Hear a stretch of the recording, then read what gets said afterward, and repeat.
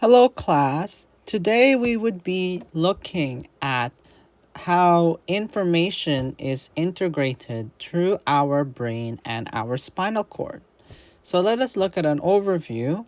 So in the nervous system, we have what we would refer to as the afferent division. This is where we have information going from, let's say, a stimuli, right? And it will go to your brain or onto your spinal cord. That would be your afferent division of that nervous system. So if it's going that way, and if it's going in reverse, so from brain, spinal cord to where that stimuli was detected, which is now, going to be act by an effector to respond to the stimuli, that would be our efferent division. Okay? Now, let us look at reflexes. What are reflexes? So, reflexes occur as a response to a stimuli. So, these are rapid automatic response to stimuli. So, for example, when you step on something and your feet detect something sharp or something painful and you move your feet right away, that is a reflex. Okay? So they induce the same motor response for that stimuli. So when you touch something that is painful, the same motor response always occurs for that specific stimulus. Usually, or most of the time, reflexes are protective, meaning that, let's say you touch something that is too hot and your body or your hand moves away really quickly, your nervous system is basically trying to protect you from such harm.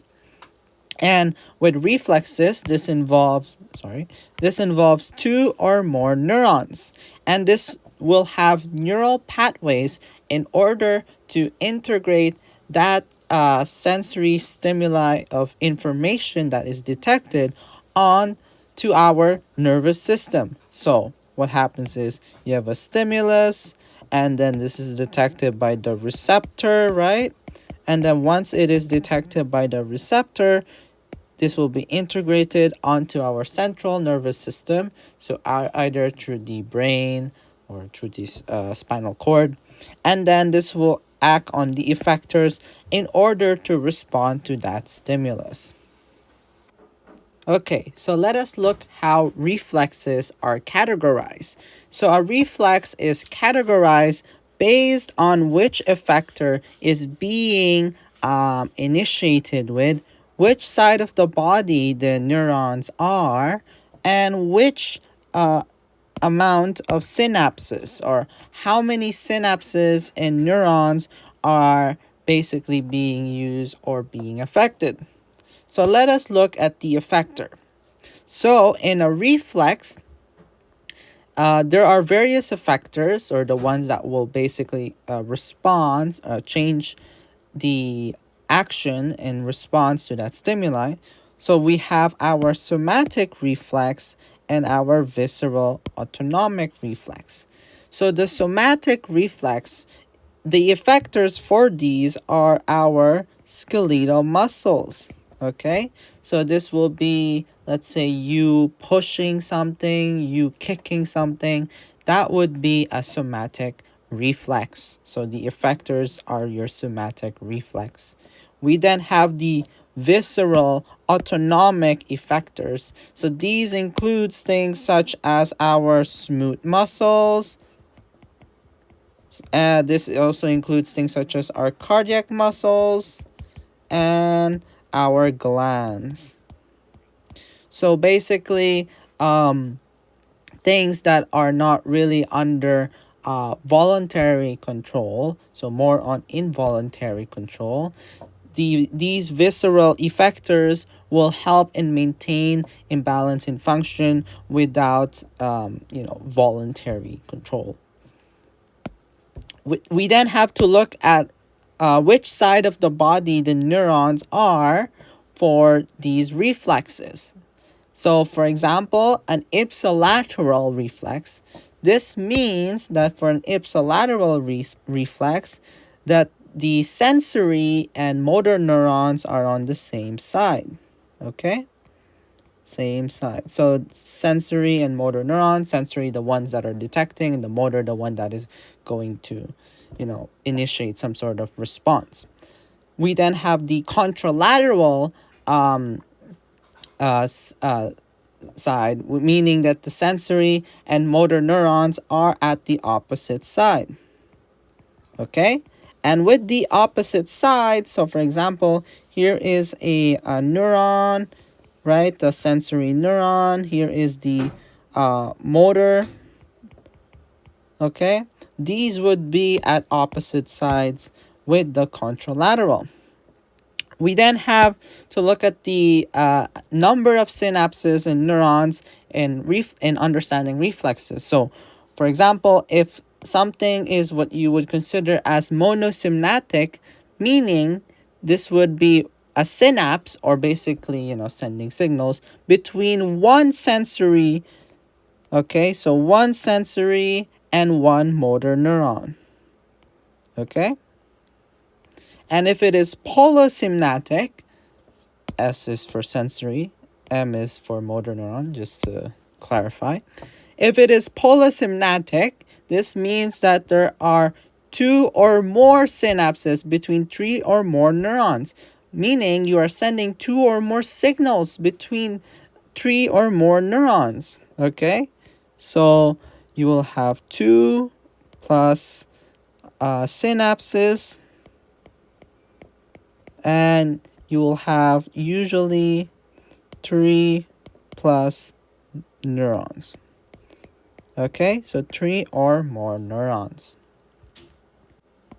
Okay, so today we're going to look at a couple examples of such reflexes.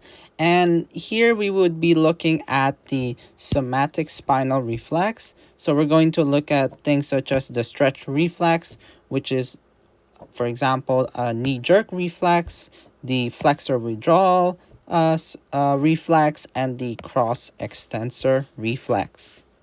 Okay, so let us look at the knee-jerk reflex. So the knee-jerk reflex happens with the extensor muscle contracting. So what does this mean? So let's say you tap so this is your feet, right? This is your feet over there, and you tap the patellar ligament. So this patellar ligament is going to be here, and this will cause it to basically, now that you've tapped this will cause your feet to basically move a little bit higher. So let us get a better diagram of that. So for example, this one, there you go. So it will cause from the feet from being like this into, your legs moving a little bit more upwards. So what happens? So a stimulation occurs in which the patellar ligament is tapped or just, touch, or, there is a sensory stimulation that is detected. The quadriceps femoris will basically stretch, so muscles that are found here on your legs. This receptor is detected by the muscle spindles, so the specific receptor is found here. This will cause the skeletal muscle of the quad to contract, so that would be your effector. That would basically result into this. So your feet, right, was just sitting like that, and now it moves, whoop. Okay, it's like you're kicking a ball. Okay, it's like if a ball, for example, this is a ball, right? This is a ball, and it hits to your patellar ligament, and then it causes your leg to basically kick. Okay, this reflex would be considered ipsilateral and monosynaptic. So this means that the the sensory and motor neurons are on the same side, and monosynaptic, meaning this is only a synapse between one sensory and one motor neuron. Now let us look at the other example. So this one is the flexor withdrawal reflex. So the stimulation here is a little bit different than the knee jerk reflex. So rather than, your patellar ligament being hit by a ball or being tapped and causing your leg to basically do a kick, this occurs by the stimulation on stepping on something painful, such as a nail. So here, let's say your feet. So this is your feet. Okay, your legs and your feet, and it touched something painful, like this is a nail, for example, right? And this is your leg, not log, leg. And you step on that, the receptors of touch, pressure, and pain will detect this and cause the hamstrings, which is our effector, to basically contract. The question is, what will this do? This will cause a withdrawal. So obviously, you do not want to be in pain, right? So your leg will try to withdraw. So here is your leg, not the best drawing. And your feet basically has withdrawal. Oop, that is a terrible diagram. Let's just say it has moved a little higher. As you can see here, it was stepping here. Now you've basically withdrawn. Okay, that's why it's called a withdrawal reflex, because your nervous system is trying to make you withdraw from this source of pain, which is stepping on this nail. This makes it an ipsilateral and polysynaptic reflex. This means that ipsilateral sensory motor neurons are again on the same side, just like the knee jerk reflex. However, it is polysynaptic, not monosynaptic. Polysynaptic meaning that there are more than two or more synapses between three or more neurons. So for this reflex, this somatic spinal reflex, there are more neurons involved, because you're triggering more things here, and there's likely and more bound likely that there are more synapses and more neurons, especially that you have receptors such as touch, pressure, and pain. So it's not just like one type of receptor. That will obviously involve more synapses, more sending of signals, and more neurons basically working together. The last reflex we are going to look for today is the cross extensor reflex. The cross extensor reflex basically ties with the flexor withdrawal reflex of stepping on a nail. So with the flexor withdrawal reflex, your feet is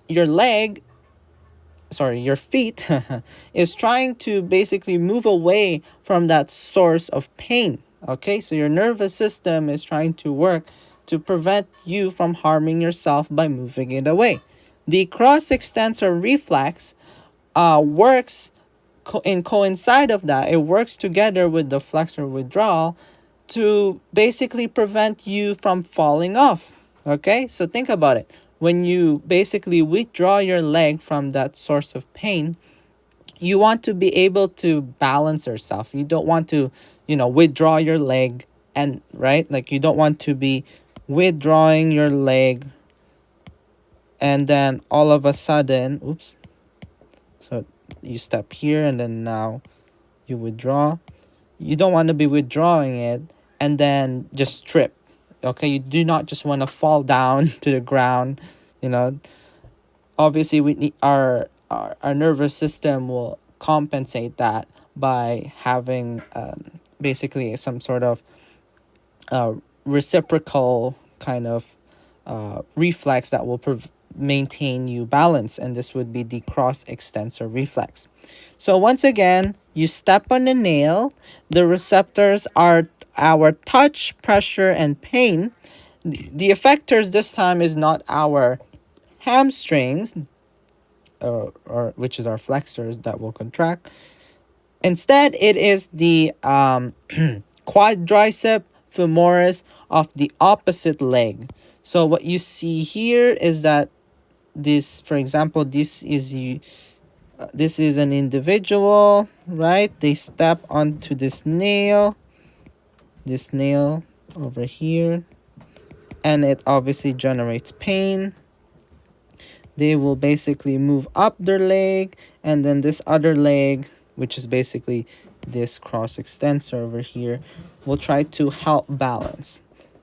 Okay, probably not the best diagram, but as you can see here, so the cross extensor reflex, which this diagram represents, will try to help you balance, and this will be a contralateral and polysynaptic reflex, meaning that there are sensory and motor neurons at the opposite sides, so they're no longer on the same side, and polysynaptic, meaning that there are more synapses obviously going to be involved and more neurons.